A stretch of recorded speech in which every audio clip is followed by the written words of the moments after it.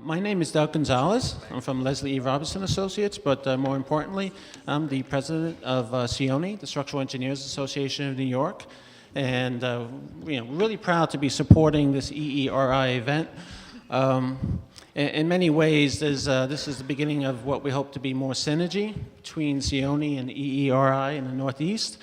At SIONI, led by a Codes and Standards Committee, we're actually thinking about potential existing building code recommendations. So we're starting to grapple with some of these issues that come from resiliency and how do you increase structural safety when you're doing renovation work for structures.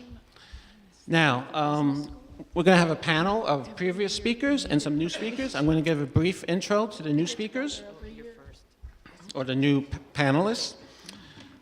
So first, sorry. I'd like to introduce Professor M.EERI Comerio. There we go. She is the president of EERI and a professor of architecture at UC Berkeley. As an architect, she has designed numerous public and private facilities, but her career focus has been on seismic safety for housing and post-disaster recovery. Now I'm going to ask everyone as you speak, and I think Sissy is going to moderate this, say some things about yourself in terms of your interests and relationships to resiliency and efforts in New Zealand and in New York City. So I'm not going to read the whole bio. Next, I'd like to introduce Mr. David Wald. He is a seismologist with the USGS and is geophysics faculty at the Colorado School of Mines and EERI board director. Also joining the panel is Professor Andrew Whittaker. He is professor in the Department of Civil, Structural, and Environmental Engineering at the University of Buffalo. He also serves as the director of M.EERI. Finally, I'd like to introduce Mr. Ramon Gilsanz. He's a founding partner of Gilsanz Murray Stiffik, GMS, and a fellow of ACE and SEI. In his 33-year career as a structural engineer, he has worked on a wide range of projects, both new construction and renovation. Finally, I'm going to turn the podium over to Sissy, and she's going to moderate the discussion going forward. Thank you.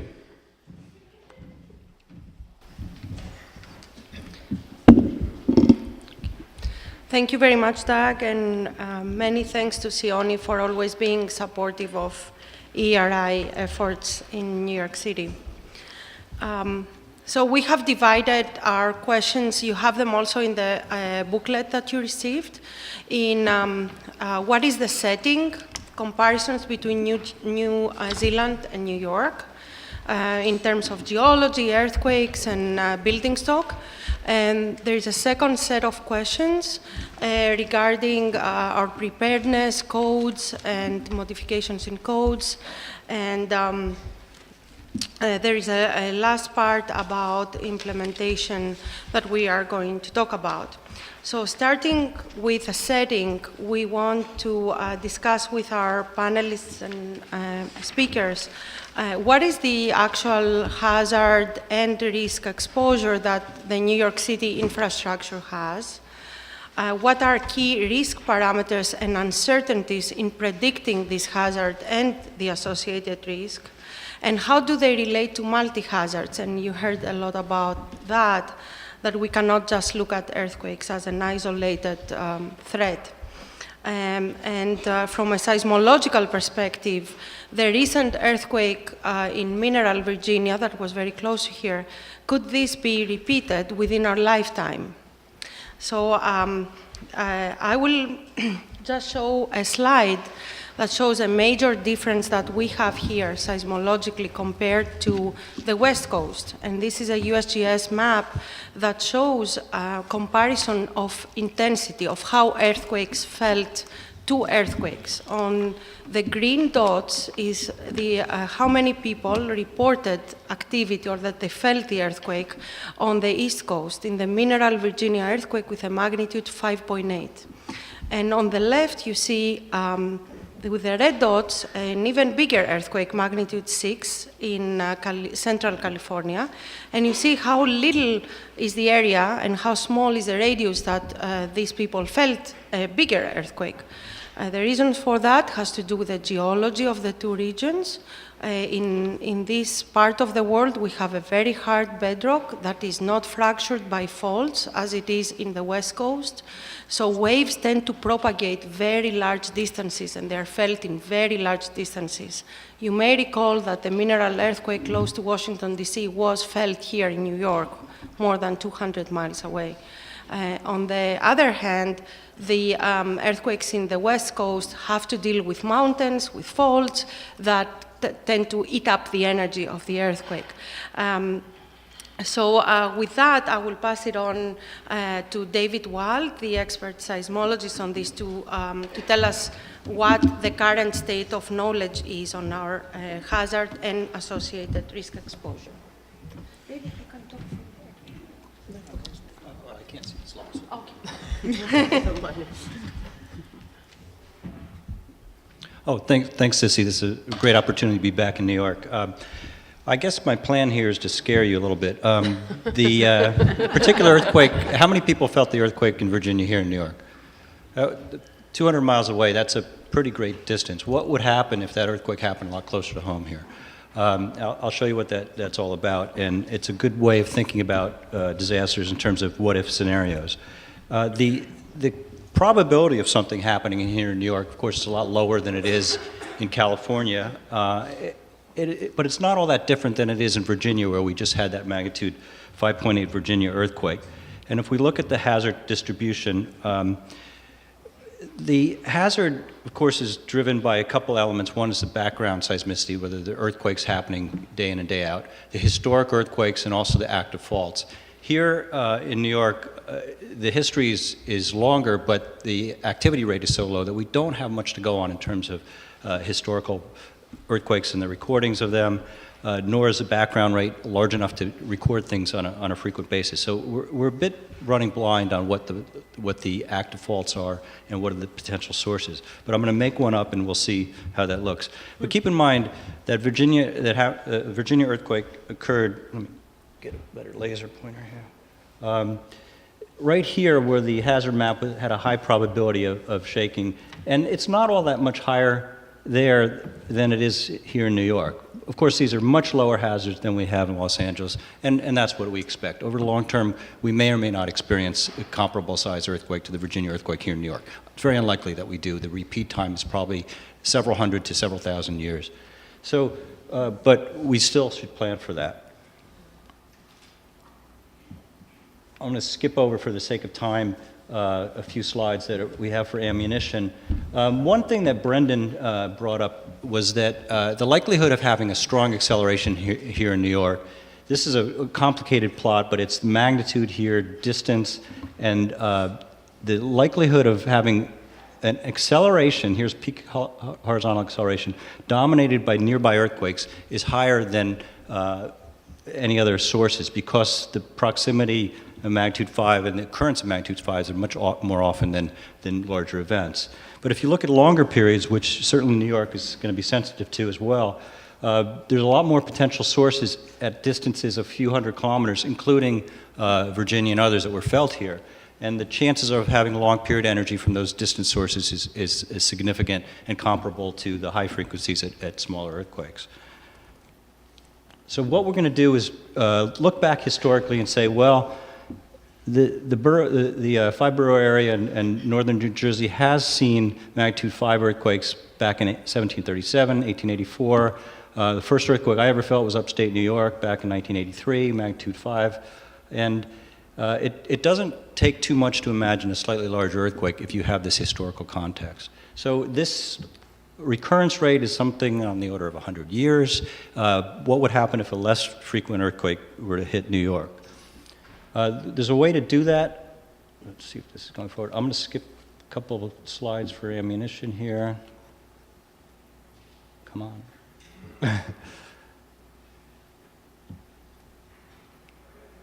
This is moving a little slowly. Okay, so this is the Virginia earthquake. The footprint of it, as reported by citizens to the Did You Feel It system, and it's over an enormous number of states. A couple 100,000 people reported this earthquake, and it was certainly felt in New York. If we take that earthquake, which now here's the shake map for, the shake map is a rendering of the intensities as a function of distance from the epicenter, and it's constrained by the ground motion stations as well as reported intensities. This map is what we've produced after the Virginia earthquake. The damage from this earthquake tallied, no fatalities, but there were about $200 million worth of damage. This shake map can be compared to what would happen for a similar size earthquake if we move it to Manhattan. I actually moved it to the boathouse in Central Park as the epicenter.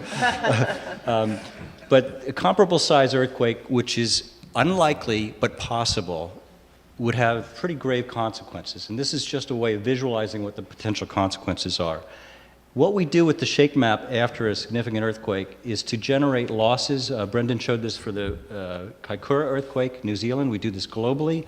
We put out an estimate of fatalities, an estimate of economic losses from each earthquake based on this shake map. And for the Virginia earthquake, we had a low probability fatalities and probability of between 100 million and several hundred million of losses. And that's what we saw in that particular earthquake. So we have a capacity to estimate the losses with the built-in data sets that we have. They're very rough, that's why we have a probability distribution of the losses. But if we turn that forward in time and take that potential earthquake and do the same calculation, what we show here is the population exposure at different intensity levels. Intensity 7 is quite damaging, so this would be a grave concern. The population exposure of intensity 7 for Mineral, Virginia was 23,000 people. Turn that into an event in New York, and now you have 11 million people. So this is 500 times the exposure. The vulnerability, of course, is just as bad, if not worse. The shaking we're assuming to be very similar, and so the losses are going to be quite significant in such an event. And we've shown that to be hundreds of fatalities or more, and somewhere in the several billion to tens of billions of direct losses. This is a very rough number, but it's based on kind of a worst-case scenario of having an epicenter right here in the New York area. So that's what I'm going to do, set the stage for what if, and then we can answer questions about infrastructure and other things that might be impacted by such an event. This is not going to happen. This is something I made up. It's possible. But one of the reasons that we do this real-time earthquake information is that what happens is going to be a surprise, and we're going to try to map it out as quickly as possible. And so imagine this, but also realize this is one of many, many realizations that we could have done for exploring this problem.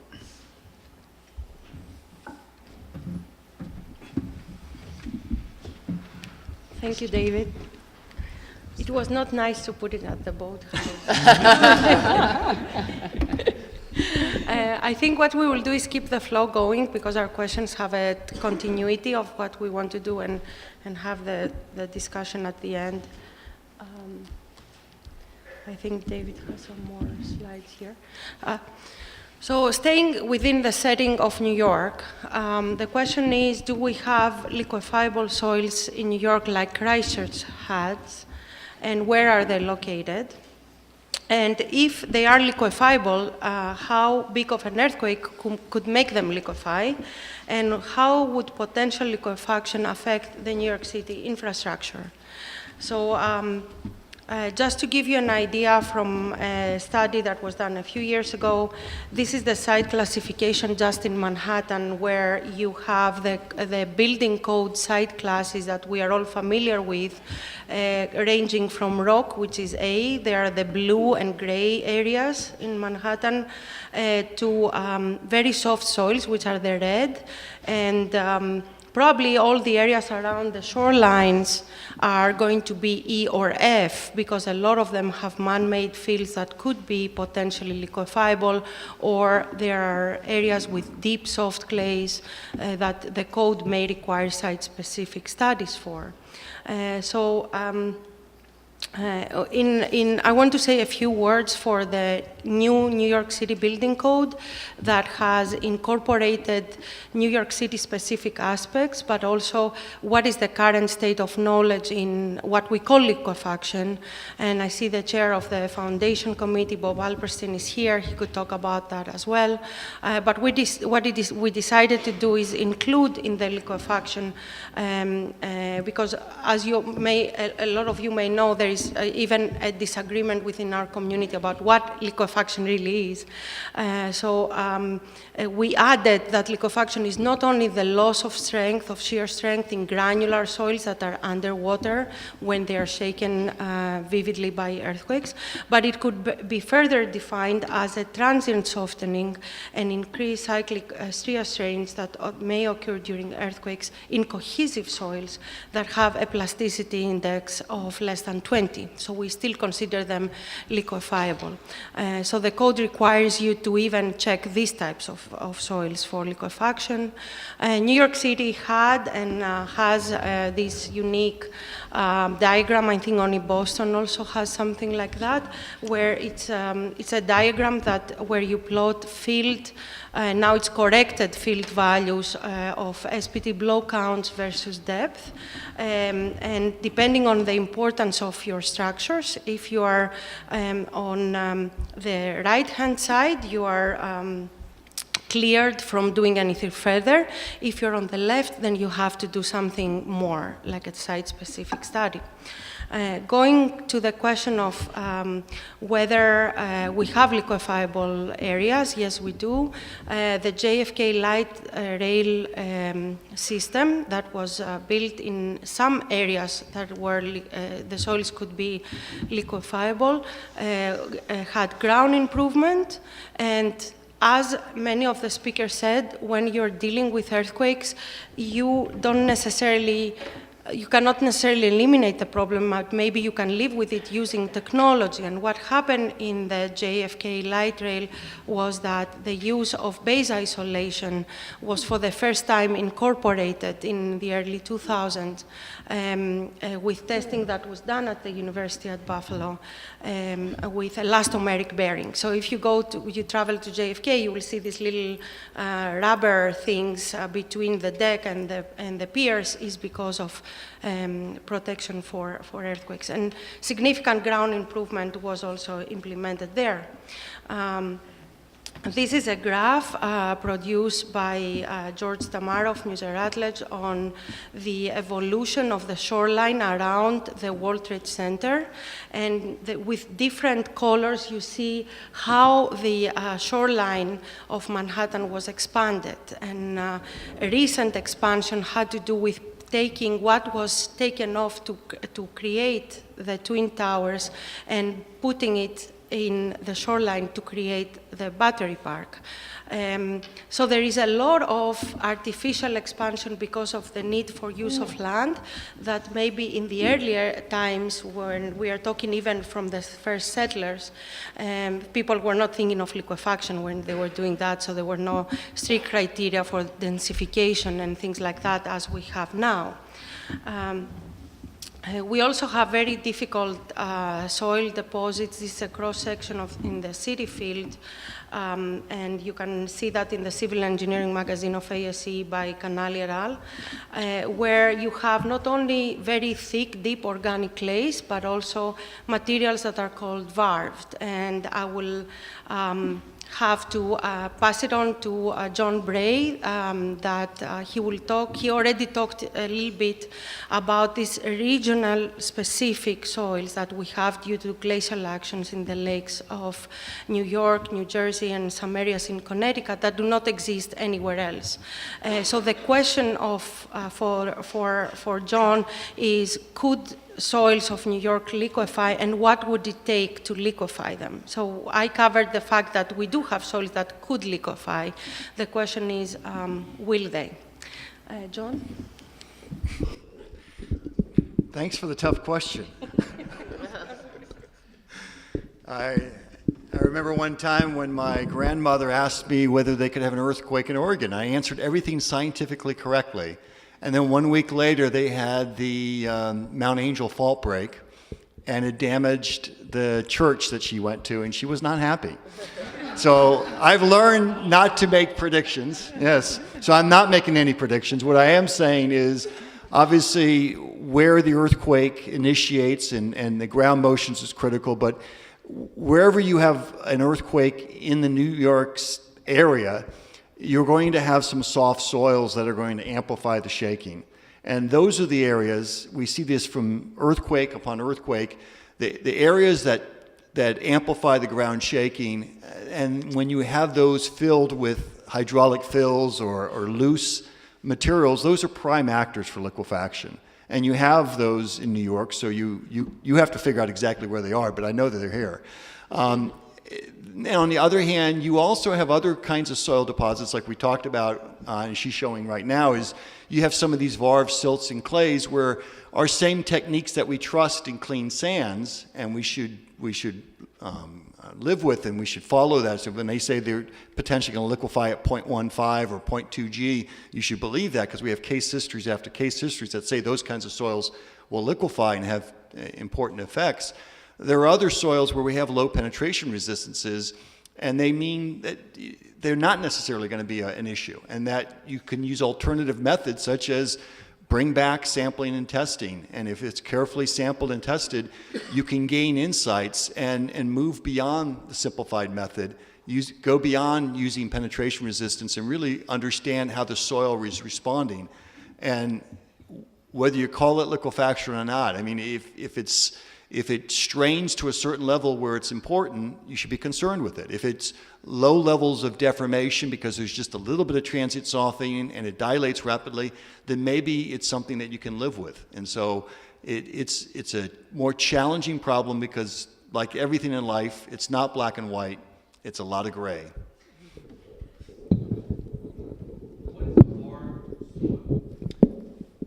That is a varve soil. So for example, you have a glacier lets off the silts and clays. The silts fall out very quickly because they're heavier, and the clays then come down and settle out later. And so you get these alternating layers from the runoff in the spring, and then later the settling out of the clays over the summertime. So you have these units that are built up that are not homogeneous. You know, they're layered materials, and we have to understand and interpret the results, understanding that varve, that highly stratified nature.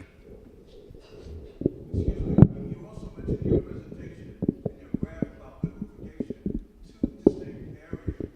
Is that industry standard, or is that your professional opinion? I think the industry standard is we use the term liquefaction to mean everything. And I think that more and more professionals are separating liquefaction that can have severe consequences, which I call flow liquefaction. The late Professor Harry Seed called it cyclic mobility with limited strain potential, is different than a phenomenon which is liquefaction where you get limited strain. So Harry Seed used to call that cyclic mobility with limited strain potential. So even back in the 80s, Professor Seed differentiated between what he called cyclic mobility with unlimited strain potential, which could be disastrous, from cyclic mobility with limited strain potential. So it's been there, but some people have paid attention to that, some people have not. I always pay attention to the late Professor Harry Seed. Thank you very much. I will go now to our structural people and talk about New York and existing building stock, specifically prior to our first building code for seismic protection, which was enforced in 1995. What are the typical New York City buildings, and are they vulnerable to earthquakes? Are our critical facilities protected and able to function after an earthquake? Are new structures safe against earthquakes? And do we have any tools that are available to us that we can apply to New York that can calculate the vulnerability, cost, and associated risk? And are there any simple practical solutions like common sense or pre-engineered solutions that we can use for the vulnerable types of construction in order to protect them quickly without doing big studies? And for that, I'm going to call Professor Andrew Whittaker of the University of Buffalo and Ramon Gilsanz, the chair of the New York City Building Code. Ramon, do you want to go first? Okay. So, a little earlier, David said it's unlikely we're going to have a magnitude 6 event today. Let me just point out that when we had the earthquake in San Francisco in 1989, I was on the Bay Bridge, which collapsed. And when we had the 1994 Northridge earthquake, I was in Santa Monica in a high-rise building, the site of the most intense shaking in the Los Angeles basin. So you will note when you came in, you signed a form. If you look at the sheet under the form you signed, that's indemnifying everyone here. So it might not happen tonight, but it might. But so just to talk a little about the building stock here in New York, and I'm going to focus on the older building stock, very little of it engineered in a modern sense. And shown here is really a passing of the URM, unreinforced masonry buildings in New York. Why do we focus on unreinforced masonry? In part because we've seen significant damage to this type of construction around the world for many, many years. California has recognised the problems associated with unreinforced masonry starting probably in the 1950s and is still working to deal with the hazards associated with URM construction.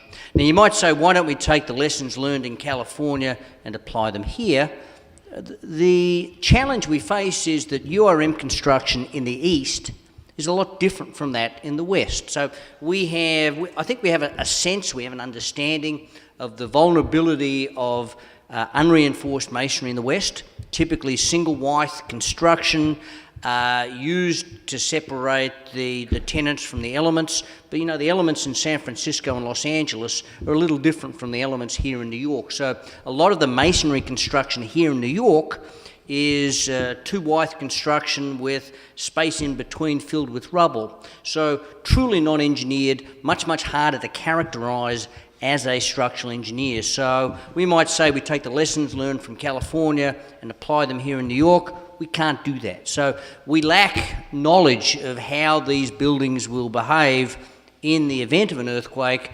I think we can be sure that they won't behave any better than the corresponding URM buildings in California. Importantly also, the URM buildings in California are typically unreinforced masonry infill. So there's typically a concrete or a steel frame that supports gravity loads, and masonry is there to provide protection from the environment. Here in New York, we have unreinforced masonry that provides resistance to earthquake shaking effects, but also vertical loads. So you lose the unreinforced masonry, you compromise the gravity system. So I think the challenges are significant here in New York. Unfortunately, we don't yet have a good sense for what level of shaking will bring down a significant number of buildings. So this is a figure generated by a number of sources. It's intended to look at the vulnerability of unreinforced masonry buildings. And if you look at that second pie chart, we're looking here at information, I think, provided by the Department of Buildings. And if you look at buildings in New York City, there's a very significant fraction of them constructed of unreinforced masonry. And therein lies a major challenge with policy changes here in New York, with developing retrofit strategies in terms of the extent of the implementation. Next slide, please.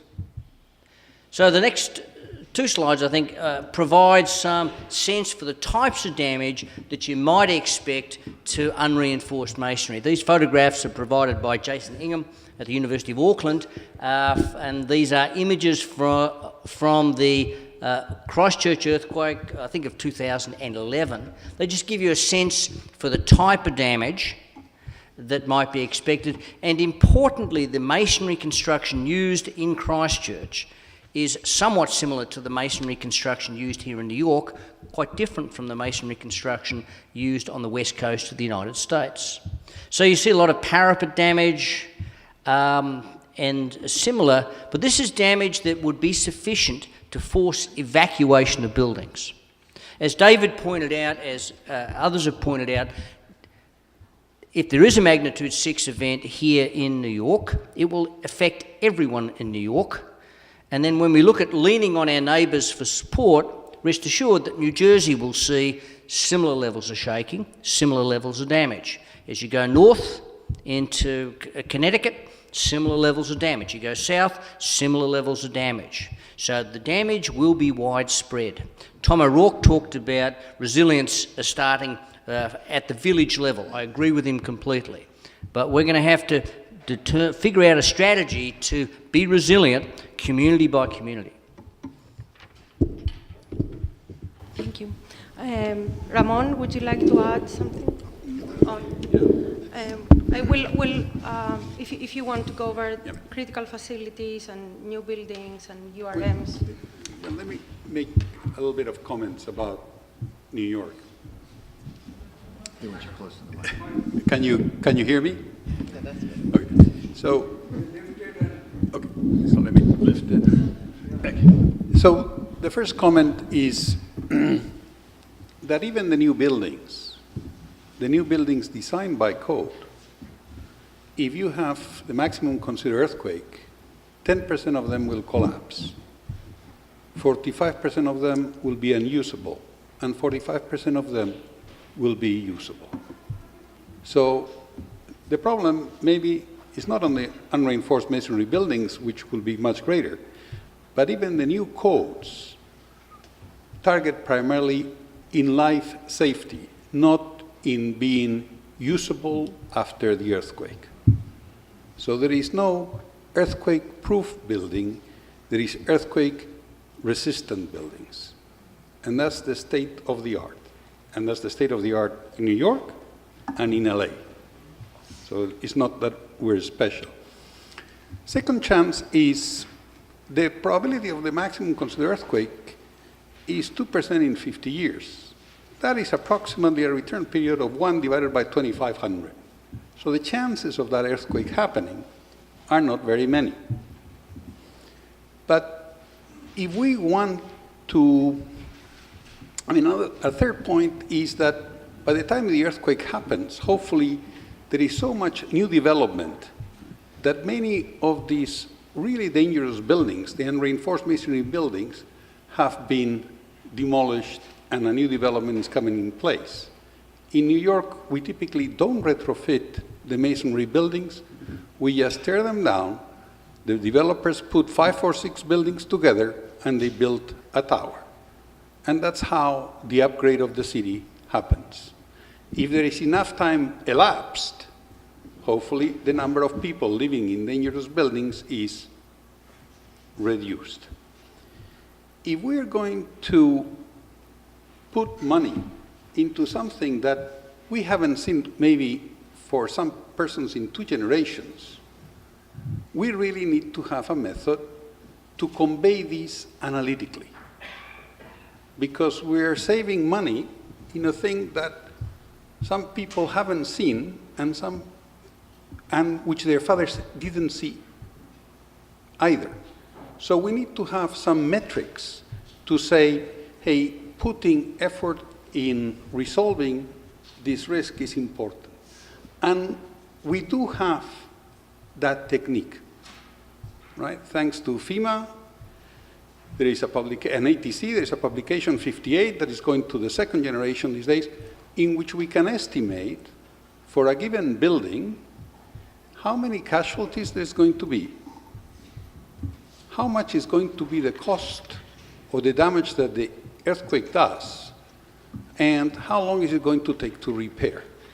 So I think that is something, so I really see that as the solution, because we don't have to save a lot of money, but we have to save a little bit of money every year and putting it in solving the problem.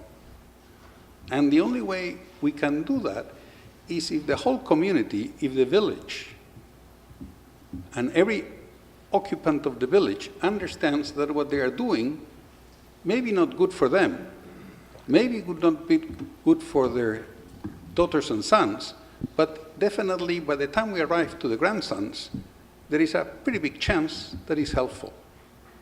So, and that's the ATC 58, and that was developed with help from the insurance companies, because that's a metric that insurance companies understand. Right? And then, with respect of the question that Andrew has raised, it's a really good question. Where are we going to go the day the earthquake happens? And the answer is, we're going to go nowhere. Because the extent of the damage is going to be so big that we can't go anywhere.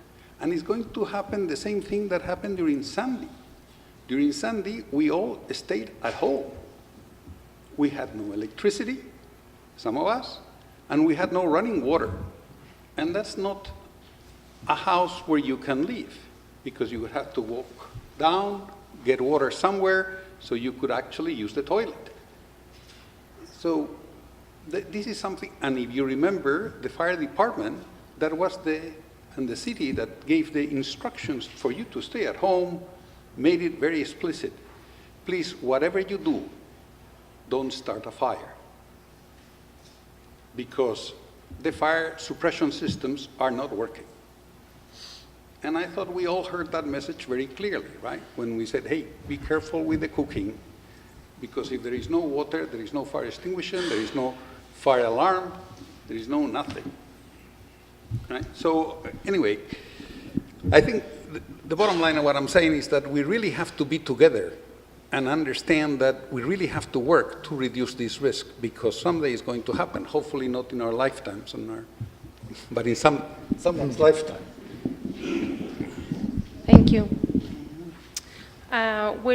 We're trying to cover all the questions and have everybody speak, so we'll have some time to address specific questions. So this I think was covered, but maybe Professor O'Rourke can expand more on the potential effects in New York City infrastructure in the grid, let's say transportation, and energy, water supply, communications in a potential earthquake. And how are these effects and their mitigation and the response to it compared to the effects of 9/11 and Hurricane Sandy, and how they compare to New Zealand? And I think we covered a lot of it, but with the experience of Hurricane Sandy and all your knowledge of New York, you can talk of what we can expect. Okay, so first of all, I think New York City has a maintenance issue.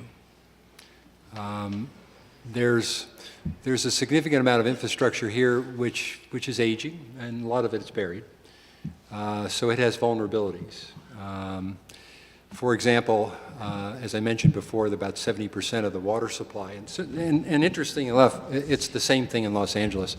About 70% of all water distribution pipelines are made of cast iron, which means that they've probably been in the ground for at least 60 to 70 years. Most cast iron stopped being installed sometime around for water sometime in the 1950s, and the bulk of it went in between about 1870 and about 1930. There's also a number of cast iron gas mains which people are aware of. And then there are a variety of other pipelines that are vulnerable with respect to welding and issues. So all of these carry some vulnerability because of their condition.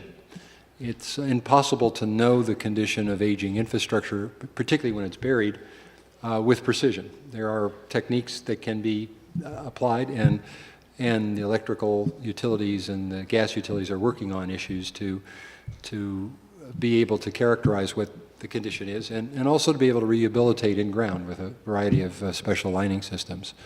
So there are some technologies out there, but there are some significant vulnerabilities that will come up in any event. small amounts of shaking or ground deformation can cause problems with these.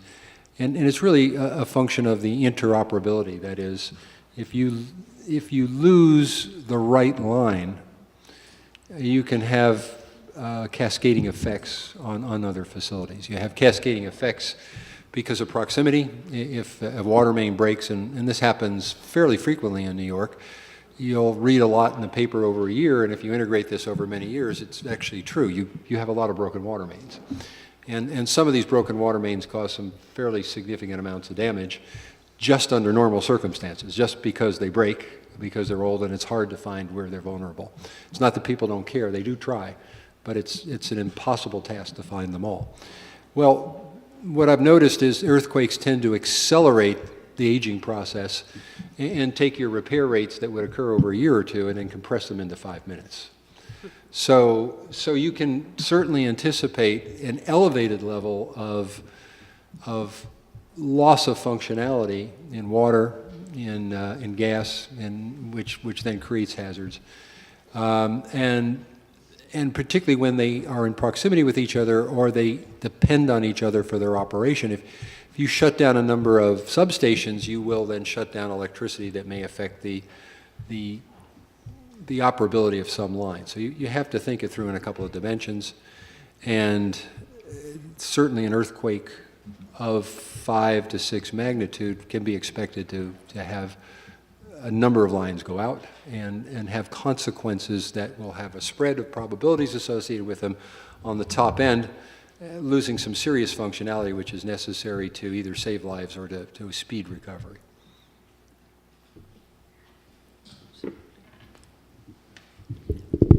Perhaps I can just add one point, Tom. If you look at the day-to-day running repairs on infrastructure, those repairs are made, but they're also made when there are services available to quickly effect those repairs. In the event of a significant event, you're going to lose capacity to make repairs, and if indeed the repairs are widespread, they're going to take much, much longer to make than would be the case if you had resources available, and that sometimes is lost on people. Absolutely. Okay. I think we're going to have, we could have significant damage, but doesn't the panel believe it's going to be more localized? There's going to be villages that are hard hit, and there's going to be villages that are not hit. And I'm amazed when I look at earthquakes, I see significant damage. Santa Monica, just north of one street, there was significant damage to the RMs. Below that street, there was no damage. So I think it's important to recognize that we should be looking for those buildings that are most vulnerable. We should be looking at those sites that are most likely to cause problems and not look at everything because we don't have enough money to look at everything. Agree or disagree? Well, you have to, absolutely. You have to, you don't have the money to repair everything, but you do have, you can't afford to not repair something. So you're caught in this dilemma, and you have to find some arrangement to repair, make things better, and be prepared to have special crews and so forth. I mean, a lot of utilities have arrangements with other utilities to come in from out of town and help the process. And that's a good thing. We know in Connecticut when they didn't have that, that led to some very severe delays in the recovery of the infrastructure, particularly electric power in some of the towns in Connecticut after Hurricane Sandy. So you have to have these arrangements in place so that people can come in and help you out.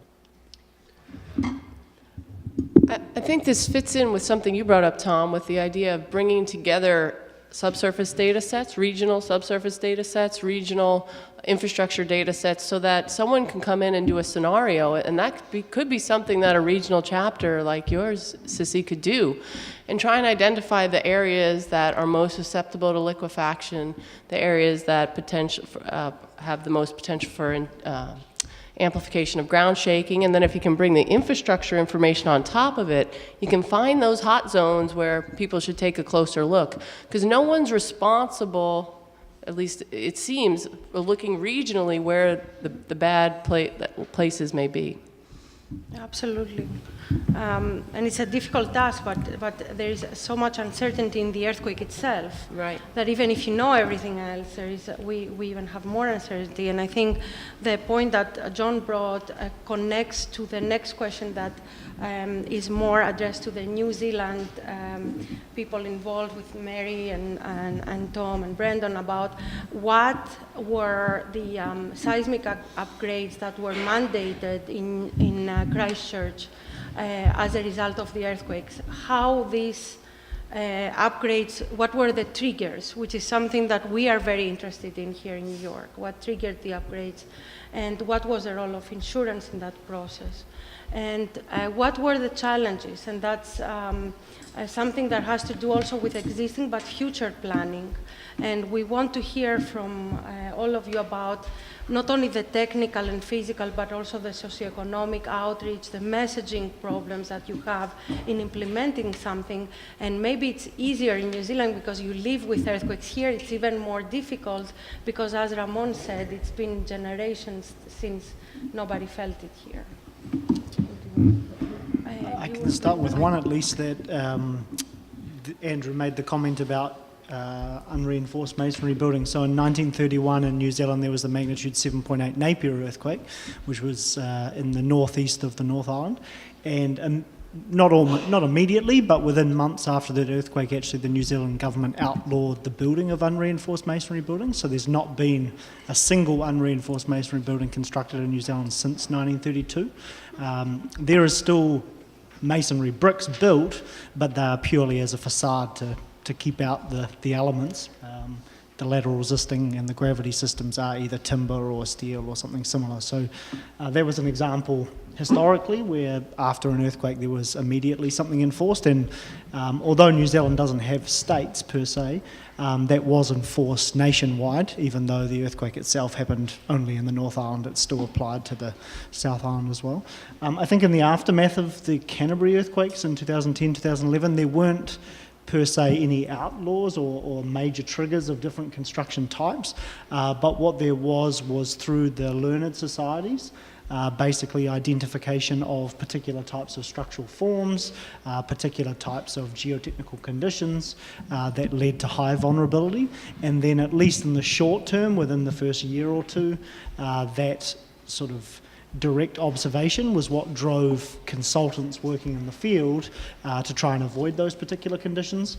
In the years that then followed, some of that was incorporated into guidance, but in the first instance I think it was through societies that a lot of that knowledge was transferred, and so forums such as this are obviously particularly important for that reason.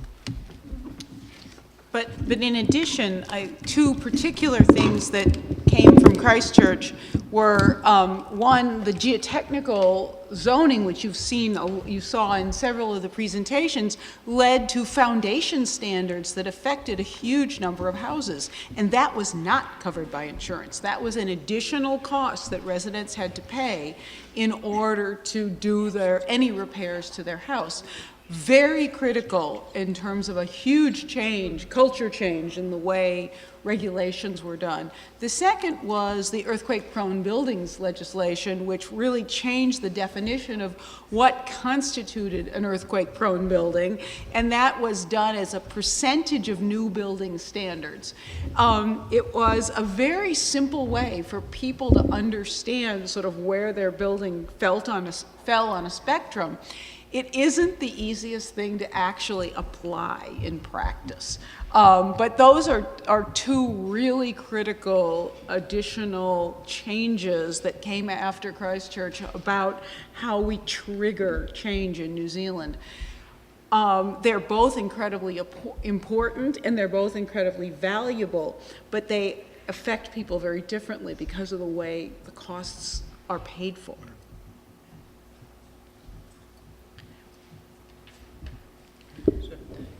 Just to follow up, a question to Brendon and Mary. In New Zealand, if there hadn't been the earthquake sequence, how long would it have taken to affect these changes? Because the engineering community that I'm familiar with on the East Coast and the West Coast is by and large reluctant to change. No, I agree, and it would have been 50 years. I think it would have been a very different story. However, the clustering of events, Chile, Japan, New Zealand, has actually raised some global awareness, not the least of which because the insurance industry beats us over the head about this on a regular basis.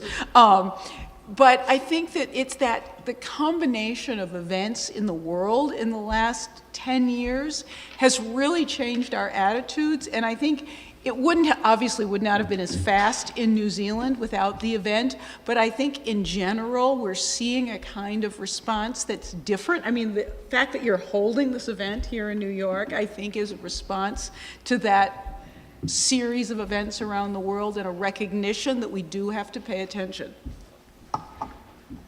That is true, although one thing that we noticed after the Virginia earthquake, because in trying with all these events to bring awareness, we say, okay, seismologists said, oh, this happens once every 100 years, statistically, with the very short history of observations we have and lack of any causal fault that we can predict anything. So after Virginia happened, I was hoping that it's going to change things for the better in terms of earthquake protection, and most of the people involved in decision making, they were like, oh, so it happened here, it's not going to happen for another 100 years. So they missed the location. But you live in New York, you have 100-year flood, you know that the 100-year flood comes every 2 weeks, you know? So it's a very difficult task, and also it's not individual homeowners here. It has to do with usually boards. There is co-ops where you don't physically own your buildings, you own stocks in that. So it's very, very difficult to convince people, especially in a city that is threatened by many, many things on an everyday basis. So that brings us to technology and how important is reconnaissance mapping, and I think the closing of Professor O'Rourke's talk was very much related to that, and Ellen touched upon it now, so maybe you would like to say a few words about the importance of it, because it's so important to create a unified system that is not just a geotechnical or an infrastructure. It should be our built environment and also all the human factors in one package, I think. No, I think it's critical, and in one thing that we saw in New Zealand, the reason we could actually take advantage of things like LiDAR that Tom mentioned is because there was good baseline LiDAR from before the event. And so understanding the baseline in terms of the topography via LiDAR or the subsurface conditions by sharing subsurface data, and then also looking at the building inventories and their vulnerability. Having an accurate assessment of those beforehand allows you to make much better estimates of what may potentially happen. And so you can plan much more proactively. And then when the event happens, you can perhaps understand also what's going on much more quickly than without that baseline data. So really starting now, before the next event, is important. And then that's what New Zealand has done. You saw us call it the Canterbury Geotechnical Database because it started after the Canterbury events where they started sharing data. But it's now called the New Zealand Geotechnical Database. And in fact, it has expanded to represent the entire country. And people are sharing data from Wellington, Auckland, and all parts of the country so that they can better prepare and plan for the future events. And I think the important thing to point out is something that tools like that are used also for asset maintenance. It's not that you use it when you have the big event and you want to do it. We have aged infrastructure. We are struggling in the United States to just maintain what we have. We are behind that. So if we have tools like that, they are useful to see where the vulnerabilities are on a day-to-day basis. Absolutely, and interestingly with the Canterbury Geotechnical and now New Zealand Geotechnical Database, it's a lot of the consultants that are actually sharing data, but then they're also using data.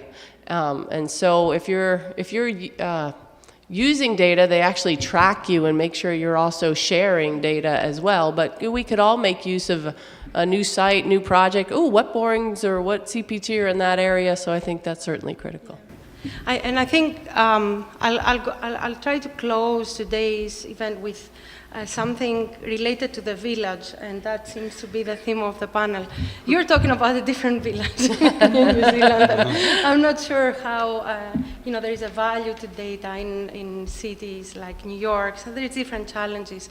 So what I have learned from, and I'm grateful to GEAR and ERI on going to reconnaissance missions, is that what I have learned, and most recently in Ecuador with Ramon, is that it's all about the people, and you learn so much about when you talk to people, when you understand the people's need, and when you involve them in the process of recovery and rebuild when you talk about resiliency. So with that, I have two pictures. One is from Ecuador, and one is, you probably all have seen the left one, at least the earthquake people, it's from the Kobe earthquake, and I have kept that. I was a student, kept that. So I wanted to close it with Mary and Brendon and say how important is the community involvement in achieving resiliency for extreme events, and lessons on reaction, recovery, short and long term. And we know that there are psychological effects on people, on communities, on that. And since you are here all the way from New Zealand, if you don't mind sharing a personal experience or a human experience from these earthquakes. Mary and then Brendon. You want me to go first? Well, I'm practically an honorary New Zealand citizen. I mean, I'm ready. I'm actually thinking about, I keep saying I'm going to move there, but I've been going to New Zealand for the last 25 years, and I've really spent a ridiculous amount of time there since the Christchurch earthquakes.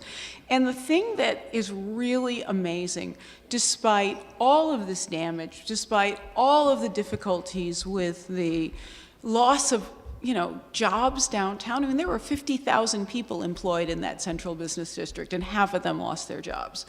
It was, everyone had some degree of damage to their house, even if it was minor, and 30% of the people had major damage to their house. The spirit in that community was remarkable. People, used construction pallets to build a park and stage art events and have fairs. They built art in the streets. The community that came together in New Zealand, in that city, was so remarkable, and it was a huge part of their capacity to recover. It will take 20 to 30 years to rebuild the downtown. The city will be a different place, but the engagement of the citizens in their community was enormous, and I think it is translatable. Where your higher damage areas are going to be here because of the soil conditions. There are very strong communities in Greenwich Village. There are very strong communities in all of the different districts. Those people need to come, they will come together, but you could help it along by doing some planning ahead. So I think that community resilience, that human resilience, is essential to the capacity to recover. Otherwise, what you have is people, what we call tipping out. Normally you lose 10% of your housing and people start to leave. That's what happened in Katrina. It gets very scary once that starts to happen, and the city has a much harder time recovering because jobs move, they move, everything starts to disappear. The people in Christchurch were not going to let that happen to their city, and they really came together and hung together in a way that I have never seen anywhere else, and it was remarkable. I think just to follow on from that, a couple of things, there's many things obviously, but a couple I think are really important. So within the first few days after the most damaging event in February 2011, the government immediately announced a aid package for small to medium-sized businesses where they, without question, for any companies, I think it was less than 50 people, they automatically paid the salary or the wages of those people for on the order of about a month. And what that allowed is that those people that were displaced because of damaged buildings in the central business district, they didn't have to, the owners of those particular businesses didn't have to worry about how they're going to pay their employees. They could just focus on business continuity, whether that was just working out of their own houses or whether actually they told all their employees, you know, you don't need to come to work, so to speak, just operate at home via your own computer. And then I think the other thing as well, of course, was the establishment from the balance between central and local government around some of the decision making as well, and particularly the fact that all individual residential properties were covered by this national insurance meant that actually in the aftermath of the earthquake, the decision making around who gets what money is already decided beforehand, as opposed to having to make decisions afterwards. So if no one has insurance, then do you help the 90% of people that don't have it, and then the 10% of people that do have it are complaining, well, what was the purpose of me buying it in the first place?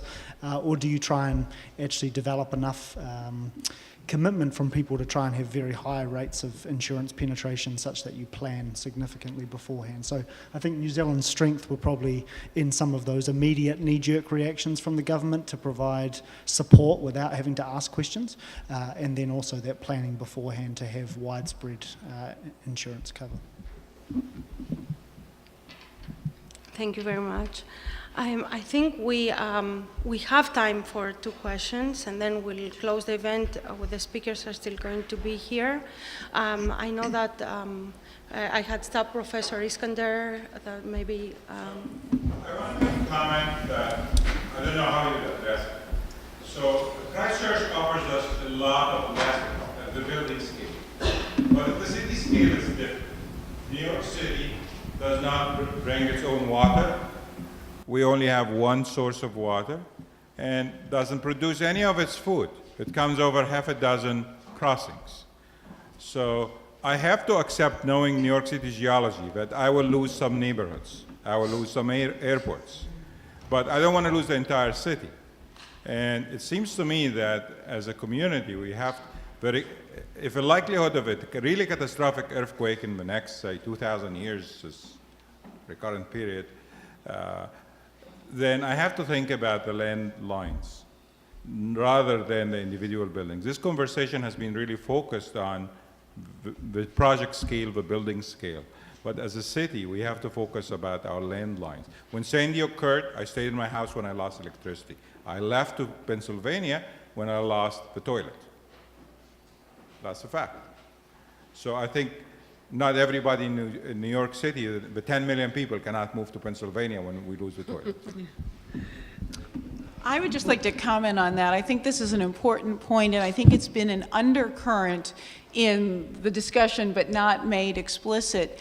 On a city scale, it is really important to identify which pieces of critical infrastructure you really cannot fail, as Tom always says, and where do you focus that effort? But remember that it isn't a throw up your hands and we can't deal with this. It's a 50-year plan. I mean, even Los Angeles, LA Water and Power has a 50-year plan for pipe replacement. This is the normal time frame that I think you have to think about in all of those unique components of your lifelines, whether they be physical lifelines like pipes and roads, or whether they be trade lifelines like food supply. Somebody has to pay attention to those things, and somebody has to have a long-range plan. I think probably the strongest analog here for New York City would actually be looking at Tokyo from the 2011 Tohoku earthquake. I happened to be there at the time, but basically the situation was long duration shaking, but of moderate intensity. The Japanese buildings built extremely strong, so there was relatively little damage, but the bump in confidence as a result of that shaking, as a result of some of the issues around the nuclear power plant, but they were relatively minor, just meant utter chaos in the city despite a relatively little amount of physical damage. My wife and I stayed there for we were living in Japan, we stayed there for a couple of days, then we actually moved out of Tokyo just because the city wasn't functioning properly despite not having significant damage. Just goods were not being delivered on time, the subways were not functioning, they were functioning at half the rate that they were previously. So I think when you get into a dense and urban area, just the reliance on infrastructure goes up manyfold, and that increases the vulnerability as well. Yeah. Yes. I've been working with colleagues in New Zealand. Oh, thank you. I'm just going to use my loud, booming voice. I've been working with colleagues in New Zealand for nearly 6 years now regarding the cathedral that was damaged in the February earthquake nearly 6 years ago. A couple of comments as I've got my finger on that pulse pretty solidly.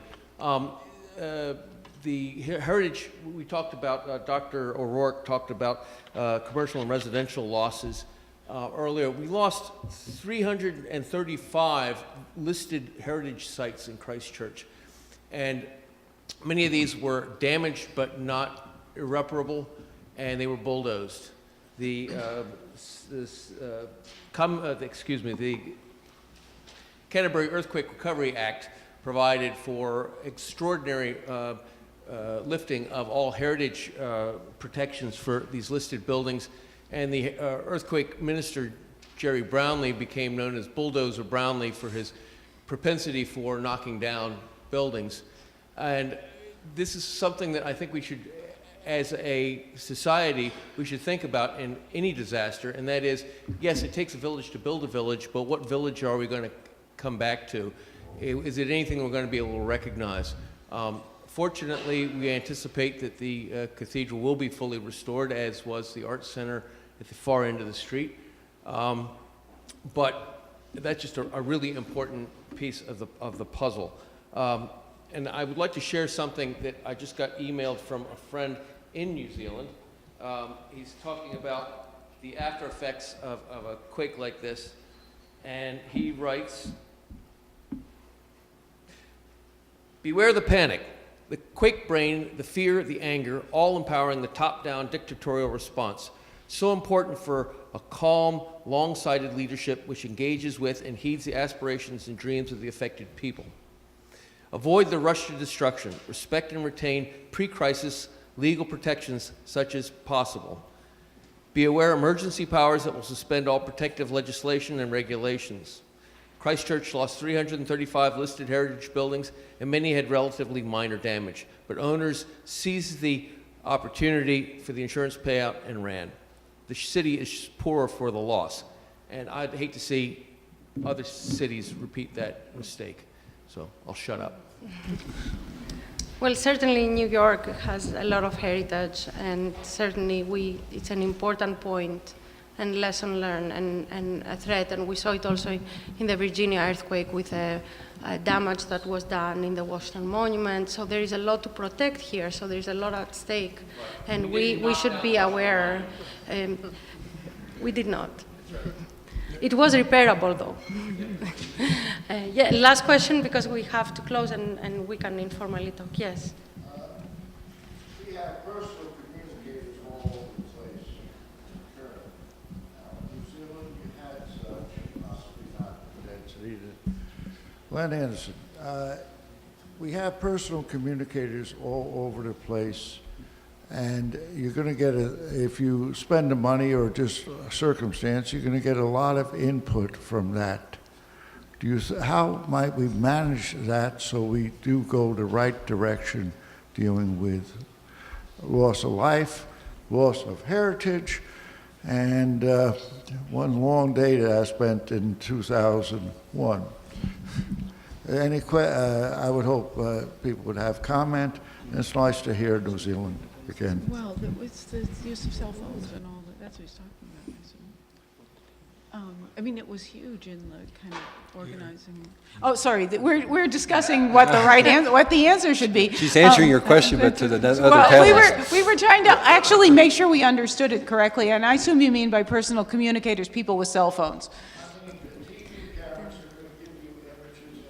damaged driveway. Well, down the block, there's somebody that's fairly injured, and the engineer that wants to communicate the Black Bridge is ready to fall down. I'll leave out the explanation. No, of why. there is.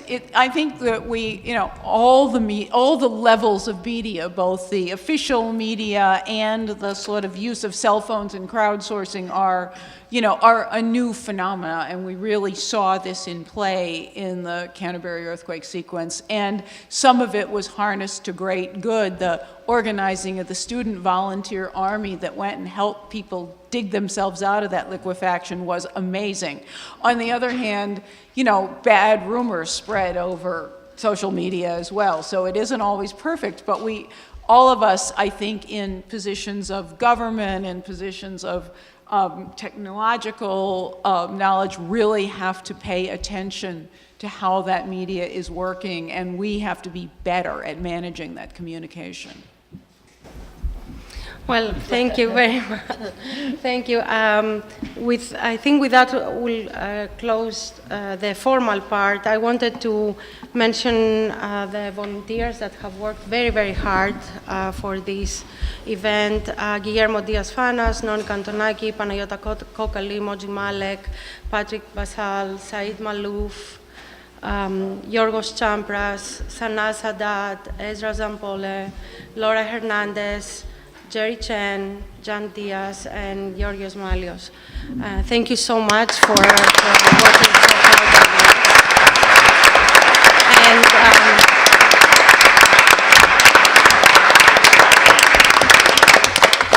they're probably very tired, and I hope a little drunk.